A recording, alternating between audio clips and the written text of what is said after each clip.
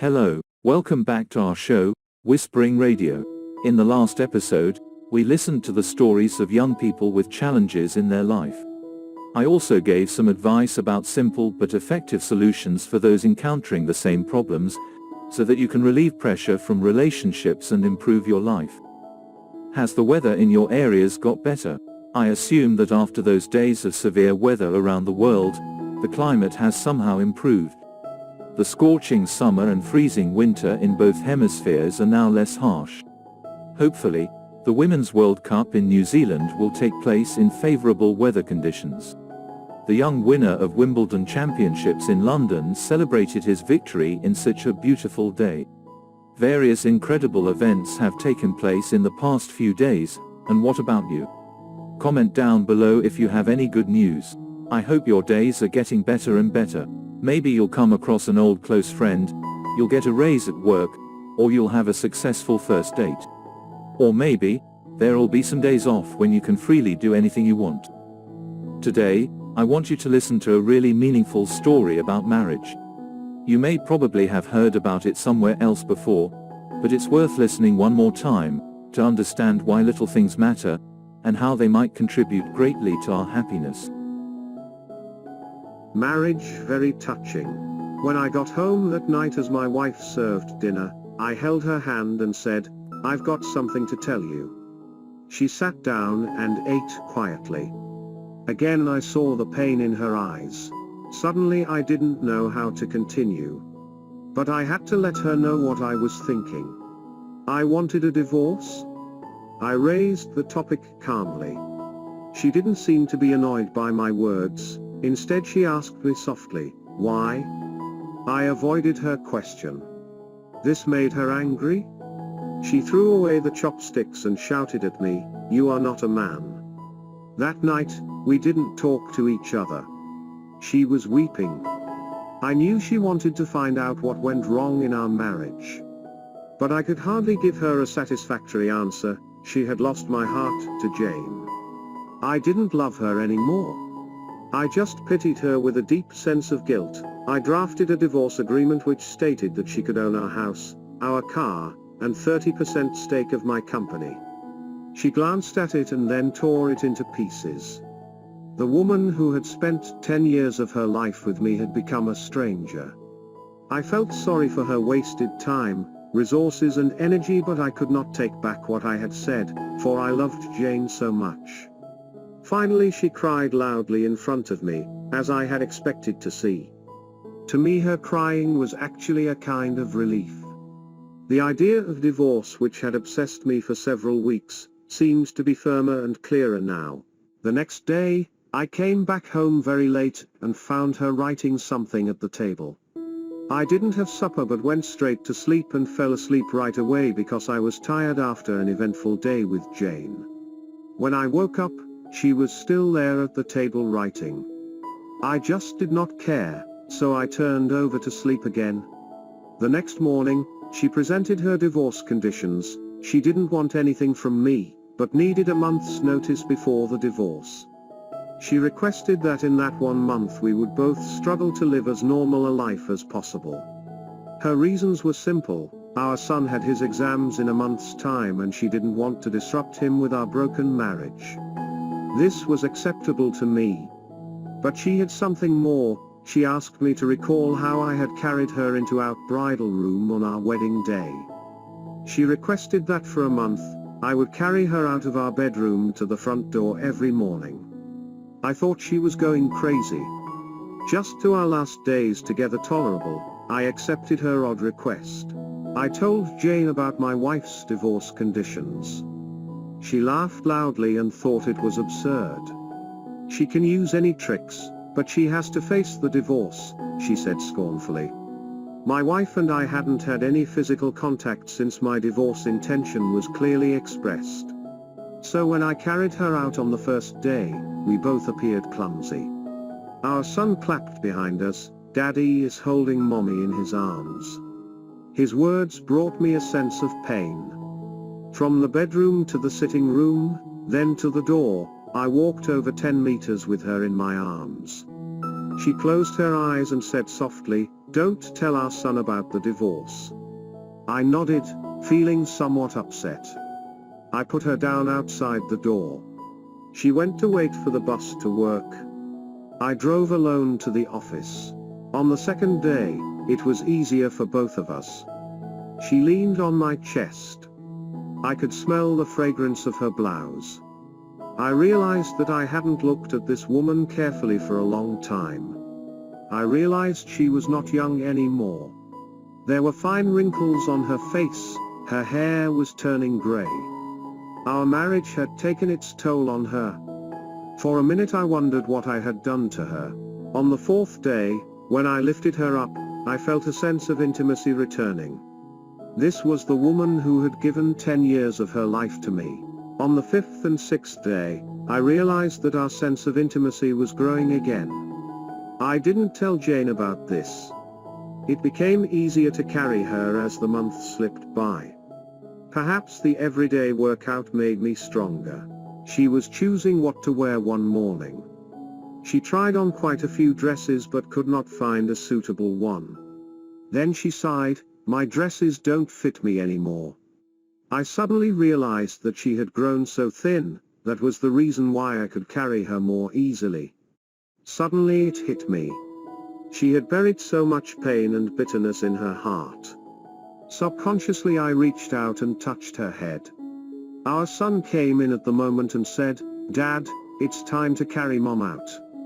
To him, seeing his father carrying his mother out had become an essential part of his life. My wife gestured to our son to come closer and hugged him tightly. I turned my face away because I was afraid I might change my mind at this last minute. I then held her in my arms, walking from the bedroom, through the sitting room, to the hallway. Her hands surrounded my neck softly and naturally. I held her body tightly, it was just like our wedding day. But her much lighter weight made me sad.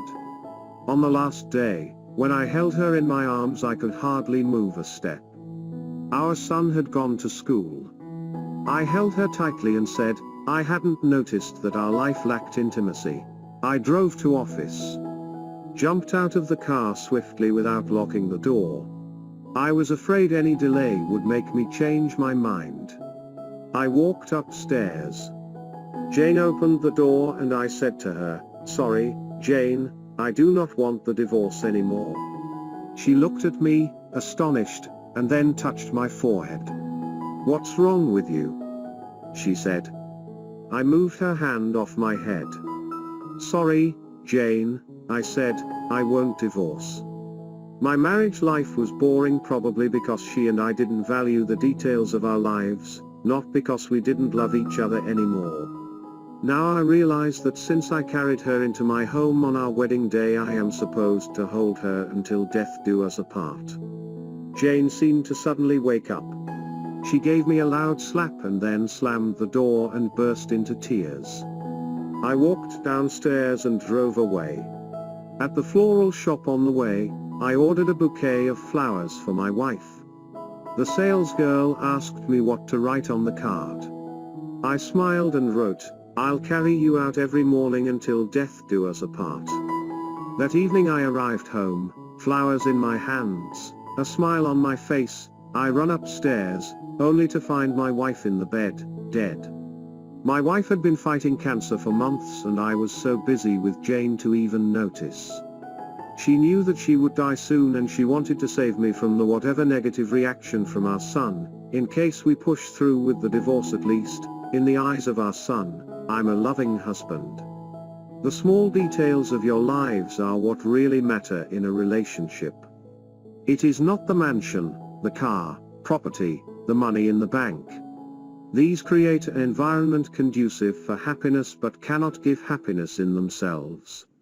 So find time to be your spouse's friend and do those little things for each other that build intimacy. Do have a real happy marriage. A heartbreaking but meaningful story, isn't it? I wonder if it is based on a real story, or just simply invented with imagination to show empathy with those on the verge of divorce. Real story or not, it offers valuable advice, and urges marital couples to have a closer look at their relationships. If it has been ages since you last said, "I love you," to your partner, send a text message right now to see their reaction. No matter how they may react, this can still be something positive to your relationship. So don't forget to give daily love messages to your spouse. Such little romance sparks will make their day, helping relieve stress and difficulties. If it has been ages since you last gave flowers to your girlfriend or wife, stop at a florist's on your way home today and buy her a gorgeous bouquet. Doesn't have to be any special occasion, just simply today. Your little home will be filled with happiness. And if it has been ages since you last did some household chores, pick up your kids, go home early and clean the house. Cook your family's favorite meal. You'll turn the whole day into something amazing and meaningful. Your spouse will feel surprised, thankful and delighted. Isn't that what you have expected to give them since your wedding day? Finally, I want to share this helpful story especially to young couples, whether you're married or not. Listen carefully and remember it to get some tips on how to have a wonderful marriage life. 10 relationship advice every young couple should know. Young couples today tend to be atrocious. They go with the flow and do not think ahead of their actions. Sadly, the repercussions of them being young, wild, and free lead to being young, dumb, and broke, and that's the last thing you'd want to go through, right? If you're a young couple who wants to make your relationship last, then here are 10 tips of advice that you'd definitely find useful. 1. Take it nice and slow. When you're young and in a relationship, you'd often feel like he or she is the one for keeps. It's normal, but it's not necessarily the course of things. Hence, you don't have to rush.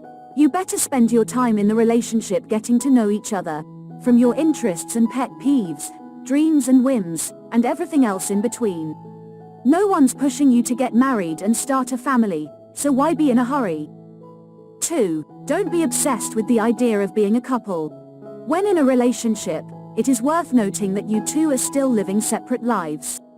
You two are still different lives, and your lives are not yet intertwined yet, unlike that of married couples. So yes, live your life and let your partner live his, hers. This is a way of building respect for each other, which is key to a lasting relationship. 3. Jealousy is totally unnecessary. Young adults are often fickle-minded, and they have the tendency to look at other people even when they are in a relationship, and this applies to both genders. Crushes, hello. When you find out your boyfriend, girlfriend has a crush on someone else, just let them be. There's no need for you to get jealous because they're just admiring some traits of that person and that's that. At the end of the day, when asked who they love, the answer would still be you. 4. Make an effort to woo each other. Who says courting ends when you become a couple? This is a major mistake most young couples make. Guy courts the girl and when the girl finally says yes, all the wooing during the courtship period ends. It shouldn't be like that. Rather, you have to continue, and even amplify wooing. Being sweet and thoughtful plays a big role in maintaining a relationship afloat, and girls should learn to do this as well. After all, it is these things that got you two attracted to each other. 5. Being a couple doesn't mean you may now go to bed together. Let's face it, getting laid is a major element in any relationship for couples young and old. But you may want to reconsider doing the deed and its consequences before actually getting into it. Becoming sexually active as a couple is common, but there are responsibilities that you have to keep in mind once you pursue this route, and you two have to be in together. These include the risk of becoming pregnant, contracting a disease, and most of all, playing on each other's trust. 6. It's not always angels and butterflies. It's a compromise that moves us along. Learn from the band Maroon 5's song, She Will Be Loved. The key to a lasting relationship is compromise and not romance. Being able to compromise with each other's decisions means that you are able to give respect, patience, and space to let your relationship grow stronger and better without getting in the way of you two growing up individually. Besides, being half happy is better than not happy at all, don't you think? 7. Don't make a big deal out of petty things. Oftentimes, Relationships go kaput due to petty things, such as forgetting the month series, the day of the month when you celebrate becoming a couple, arriving late, sudden change of plans at the last minute, etc. Sure, these can be frustrating and annoying, but you don't have to make a big deal out of it. There's no need to nag or argue, but perhaps it would be better if you two talk it out calmly and reach a compromise. This way, you not only hear each other's opinions, but also share a decision that you two are comfortable with. 8. Be patient. Are you in a situation where your partner is leaving to study in a university based in a big city while you are left in your hometown? This can be a very difficult situation to be in, but yes, all you have to do is be patient. Allowing your partner to work on his or her aspirations is one of the best ways to show your love and support, as you show that you are with him or her all the way. It is also a test of patience because the distance and time away from each other can change the both of you, and it's up to you how to keep holding on. 9. Be thoughtful in the simplest ways. It always pays to be thoughtful. You need not always be sweet and cuddly, but you can be thoughtful when it comes to reminding each other about important events, or telling your partner that she should not go hungry during a busy day. Writing love letters and sneaking a chocolate bar in each other's pockets are good ways to show thoughtfulness, without the unnecessary cheesiness. 10. Always put God in the center of the relationship. Having God at the center of the relationship is often underrated, but it helps a lot in overcoming your obstacles as a couple. By putting God first, you and your partner are guided accordingly on how to make your relationship last, mainly because you're not just thinking about yourselves, but His grace first. From there you are able to differentiate the right from the wrong, what should and should not be done, and most of all, to love each other unconditionally. Keep in mind, falling in love is one of the best things that happen when you are young. It's like magic. You just don't know how it actually takes place, and you care nothing but the smile it brings to you. And it even becomes more magical when you get into a relationship with the person you have fallen in love with. It's like you are on this adventure together to find this thing called forever. So, my talking ends here today. Wishing you good health, love and happiness always. See you in the next video.